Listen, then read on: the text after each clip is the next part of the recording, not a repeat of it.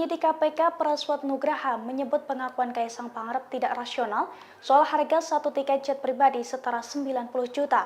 Menurutnya harga tiket jet pribadi dengan destinasi Indonesia Amerika Serikat seharusnya lebih mahal dari yang disebutkan oleh putra bungsu Presiden Jokowi itu. Oleh karena itu, Praswat mendesak KPK agar lebih skeptis atas kasus tersebut. Dilansir dari tribunnews.com, hal itu disampaikan Praswat pada Rabu 18 September 2024. Dalam keterangannya, Praswat mempertanyakan angka yang diberikan oleh Kaisang, sebab harga tiket kelas bisnis dari maskapai komersil biasa atau non-private jet ke tujuan yang sama memiliki harga jauh lebih mahal.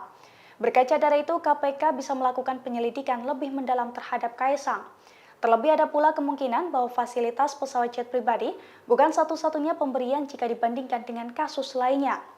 Sebab pemberian gratifikasi dalam sejarah penanganan kasus di KPK tidak pernah tunggal. Praswat pun mengatakan bahwa KPK biasanya bisa membuktikan kasus serupa. Namun dalam dugaan gratifikasi Kaisang ini, KPK terkesan kebingungan memahami anatomi dugaan gratifikasi Kaisang.